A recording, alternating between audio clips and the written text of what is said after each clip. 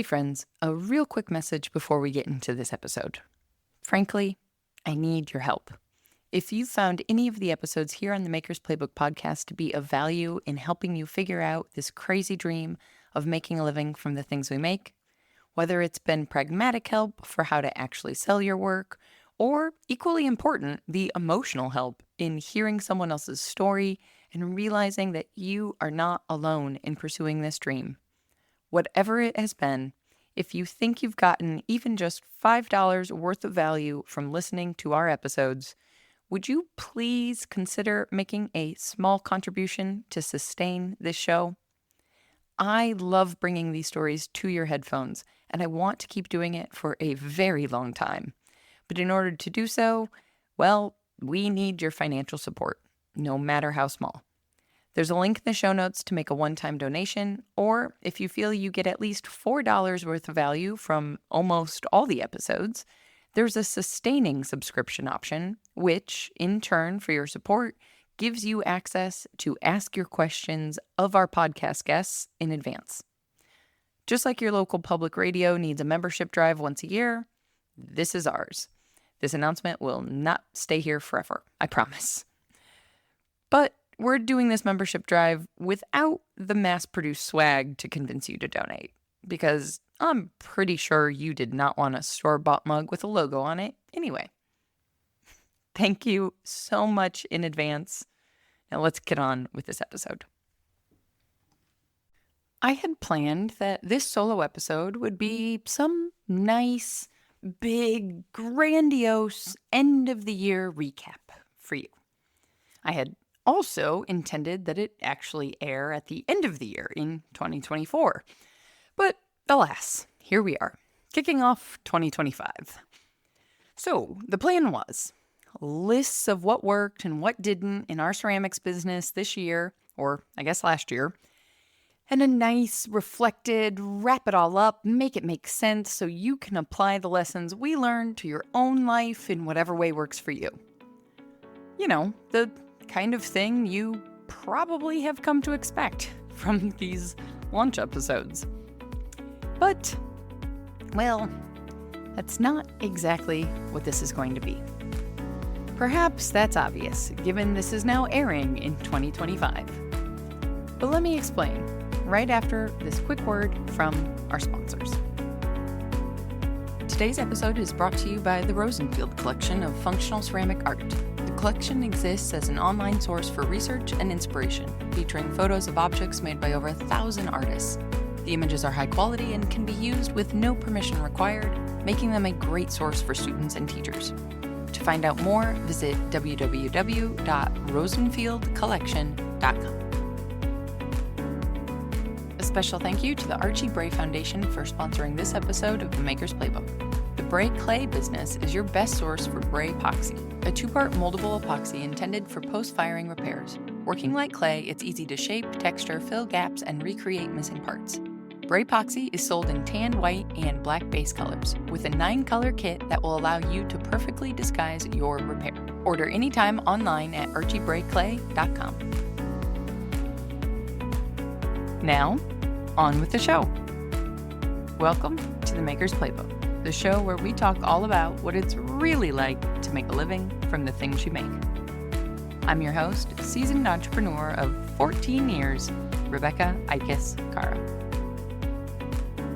Now, you know I love the transparency of all the end-of-the-year recaps going around social media in the last couple of weeks. And yet, at the same time, seeing those over and over again, well, I'm guessing that they can sometimes leave you, me, any of us, feeling meh, for lack of a better word. You might see them and start to think, did I do enough this year? Did I really push myself? Did I try hard enough? Could I have done more? What about those items still on my goals list that I didn't even come close to starting, let alone completing? What does it all mean? And of course, how can I be better this year? I recently shared on Instagram the idea that our businesses, whether side hustles or full-time, doesn't matter, well, they are sort of like the stock market. We want things to always be growing and going up and to the right on that chart. Grow, grow, grow, never come down. But in reality, that's not true, nor is it sustainable. Things ebb and flow. Ebb and flow. Periods of amazing growth might be followed by a plateau or stagnation, or even a bit of a slide backwards. The important part is that overall, when you take a step back and look at the long term, maybe a step back that's 1 year, but often much longer than that, things generally trend upwards. That's actually what we should be looking at. So the idea that we personally and as businesses are always doing better, well, I've come to realize maybe that's not always true in the traditional corporate sense of the word better. Maybe better this year meant that I spent more time outside instead of at a computer screen. Maybe better was taking a nap when you knew you needed more rest, or prioritizing taking care of a loved one instead of taking care of your business. Now, don't get me wrong, I am still 100% on board with reflecting upon our years, analyzing what happened, and planning for the future that we each uniquely dream about. In fact, after I finish this recording, I will be doing just that over the course of the next 2 days, per my quarterly planning system, which I adore and frankly keeps me sane. But right now, there's no grandiose, here's what I've learned. And frankly, I never really want to be the person in your earbuds pretending to have all the answers. Do I have some of the answers after a decade and a half of self-employment? Well, sure, I would hope so. Otherwise, how the heck did I just get through the last decade and a half? But I definitely don't have all of them. Anyone saying that they have all of the answers, or even kind of coming across as if they do, frankly, is probably trying to sell those answers to you, just for a reality check of the internet. Sometimes the answer to making a living from the things we make is to simply keep going. And that's where we're at right now with our businesses, Francesco and I, between Carretera and the Maker's Playbook. There's been growth and excitement for sure. This year we worked with another new restaurant and our largest single order to date. At the same time, this year we also took the risk of our most expensive booth fee to date, a show that lasted 4 days and ultimately resulted in about the same amount of sales as we had done over the course of a 2-day show with a booth fee that was a third of the price earlier in the year. Oh, and at the end of that very long, very expensive 4-day show, I ended up aggressively vomiting into a garbage can while we waited to load out our booth. For a couple of hours. Norovirus is no joke, my friends. I hope you never get it, and especially if you have to get it, I hope you never get it in public. But I digress. Honestly, the Rebecca of 2018 would have probably obsessed over the items on the list that did not get done this past year. And I would have committed to working harder in the new year. But the Rebecca of 2024? Well, the Rebecca of 2025? Well, I'm still a recovering perfectionist, so there's plenty I'm still obsessing over. However, I can look at that unfinished list with a bit more grace. I can look at the data and the notes that I have from my quarterly planning system to understand why those things didn't happen, instead of just beating myself up over the fact that they aren't done. Instead, I can understand what I chose to prioritize and what goals naturally shifted as we learned more from the experience of actually working in the businesses. Side note, this is why I love quarterly planning more than big annual resolutions. Who's to say if what you think you want to achieve right now at the start of 2025 will stay the same by the time June or October arrives? And I'm not suggesting you should jump around from goals constantly like a butterfly or something, but sometimes major things happen that mean major things change. And if something majorly changed, does that mean you should still take the time to accomplish the things that you wrote down 6 or 9 or 10 months ago just to have a completed checklist? But anyway, that's an entirely different conversation. My point in all of this is that this shift from using systems to optimize and maximize to using systems to understand and learn and prioritize, well, I think that might probably be my biggest win of the past year. Also, frankly, I didn't want this episode to be yet another voice in your head talking about how to make 2025 your best year ever. Maybe it will be. I mean, I hope for all of us that it will be. But also, maybe it won't be. Or maybe it will be internally, but in no way that you can externally show anyone. Maybe it'll be a growing year that doesn't equate to more dollars in the bank or public accolades you can check off an annual goals list and easily share in a recap. Instead, maybe that growth will come in relationships fostered or ways that you were kinder to yourself. Long story short, I'm taking a cue from a favorite book of mine, one I've read probably about 3 times now and most recently reread in our community book club this past year. And I'm not taking this creative life quite as seriously as I used to. Hopefully. Point of clarification there. I'm still taking it rather seriously because we're still a fully self-employed household of 2 artists trying to make a living from the things we make. But, as Elizabeth Gilbert says in Big Magic, creativity is sacred. And it's not sacred. What we make matters enormously. And it doesn't matter at all. We toil alone, and we are accompanied by spirits. We are terrified, and we are brave. Art is a crushing chore and a wonderful privilege. So with all of this in mind, and instead of the grandiose recap I had envisioned, being the recovering perfectionist that I am, and thanks to a reminder from the amazing makers inside of the community that I don't always have to be so frickin' serious about everything, I bring you Overheard at a Market. A topic I hope becomes a series here on the podcast, and with any luck, with your help, it will, because we all need to hear these stories from fellow makers to be reminded of the fact that we are not alone out there. And equally important, you're not going crazy either. It just might be the rest of the world, that is.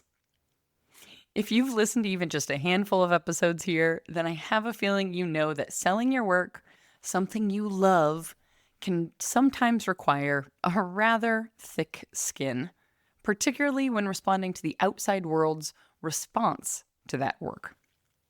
This first installment of ridiculous stories from shows and markets is brought to you by our community members. But stick around all the way until the end of this episode to hear about a new way for you to write into the show and tell me your own ridiculous stories so that we can really make this a fun series for everybody. Now, a disclaimer before I read these.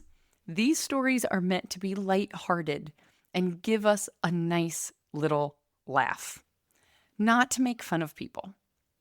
And yes, these are real stories. I'm telling them to remind us all that you are not alone when you have to maybe field some, let's call it unusual situations at your own booth should you choose to sell in person. Yes, there are of course the repeated comments that people make about how much for that mug? Or, well, that would only cost me XYZ at whatever big box store. Or, of course, my relative could make that, and other, mostly snide comments, usually associated with pricing. But no matter how long you've been selling your work, those never really stop. So those aren't the stories we're going to focus on.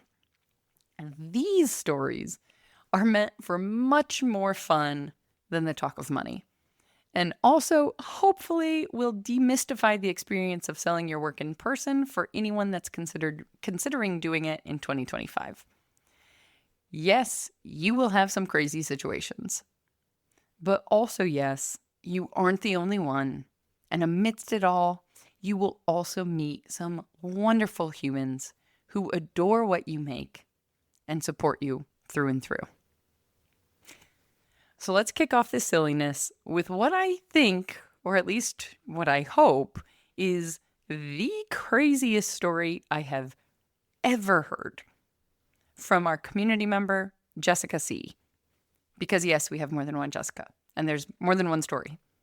Anyway, Jessica says, a guy walks up to the table and asks, do any of these have radium in them? He then proceeds to go over my whole table with a black light and a Geiger counter after I say no. I proceed to tell him that these aren't antiques and I made them all myself recently. He responded, but you don't know what's in the glaze. Needless to say, his Geiger counter did not go off and none of my pots glowed in the black light.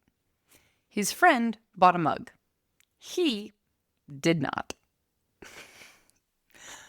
For all of our sakes, I hope that's the craziest story, but we've still got more. Here's a story from one of our own markets. A small child walked in. I'm guessing they're about 8 years old. They walk into our booth on their own, not necessarily an adult in sight with them, and right away say to us, I'm just looking around. I don't have any money. It's all at home. From Alicia. 2 women came up to my booth and were picking up and looking at the mugs. One woman says, hey, these all have my name on them. And I said, what's your name? She says, Alicia, spelled the same way and everything. For context, I only sign my first name on everything. I don't know why, I just like it that way. Other Alicia says she has a no more mugs policy, as so many people say. Her friend buys a Pikachu mug, and I ask her if it's okay that her friend's name is on it instead of her own. I'm noticing a theme here of the friends who buy the pottery. Just saying. All right, from Jessica S., not to be confused with Jessica C. This past weekend, I had a guy tell me my stuff was great and that I would definitely be remembered. Quote, your stuff will be on Antiques Roadshow, but you won't be around by then. Needless to say, he didn't buy anything. Submitted from a friend. From a long list of funny stories, my favorite is this. A woman comes into the booth and picks up a birdhouse, examines it thoroughly, holds it aloft, and asks with all the sincerity in her heart, is this microwave safe? My question for that one is, what was she gonna do with the birds? All right, from Mary. Last year, a market was held in an industrial space, an old mill that was turned into shops. We were in a section that was still under development. My table and my neighbor's table were placed directly over old sewage drain pipes that hadn't been capped properly. Every time someone used the bathroom, our spaces literally smelled like poop. We tried so many things to cover it up. My neighbor, we later became friends over this ridiculous experience, ended up leaving the 2-day market early, and I showered and washed everything twice. My tablecloth smelled, and it was so gross. I'm now highly skeptical of markets that take place in industrial spaces.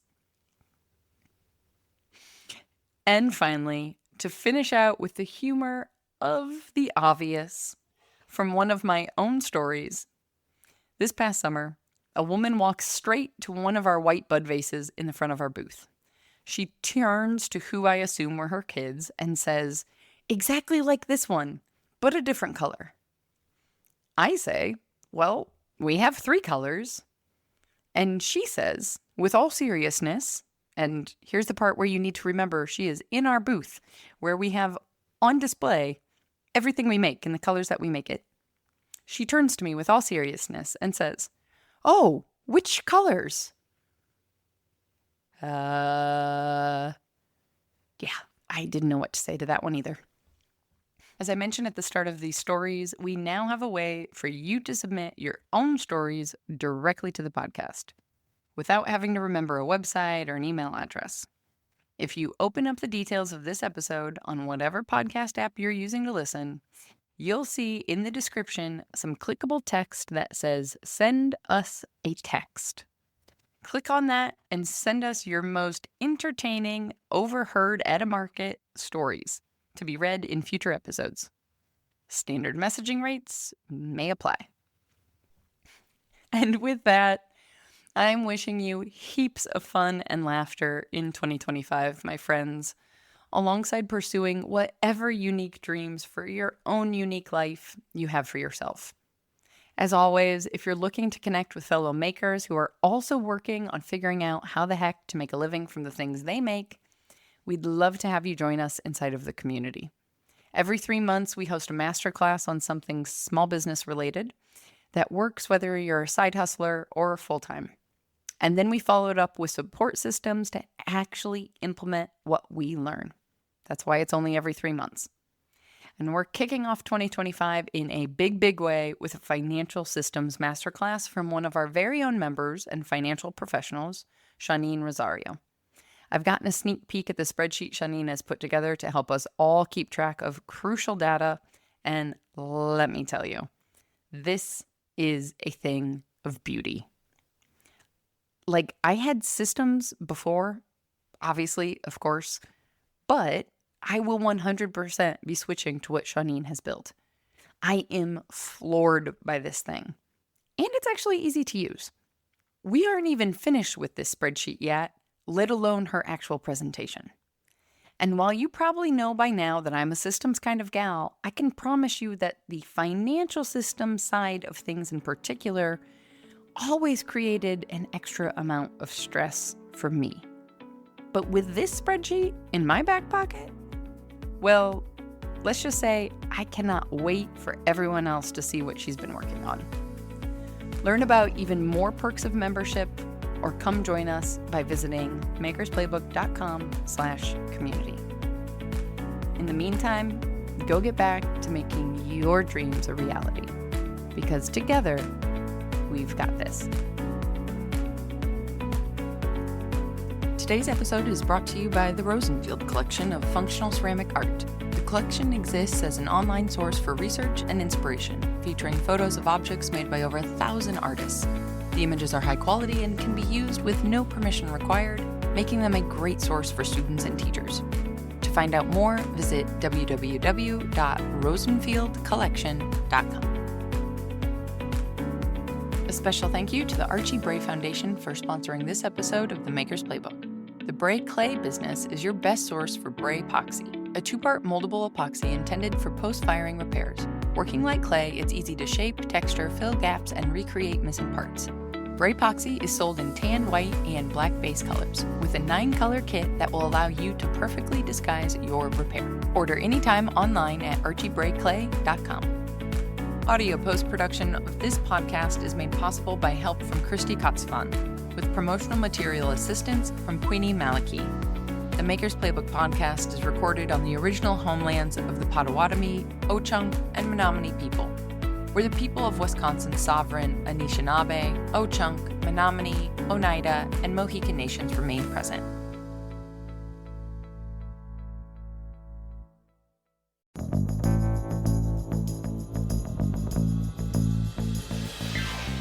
This podcast is a production of the Brickyard Network, an extension of the Archie Bray Foundation for the Ceramic Arts. To find out more about our lineup of ceramic podcasts, visit brickyardnetwork.org.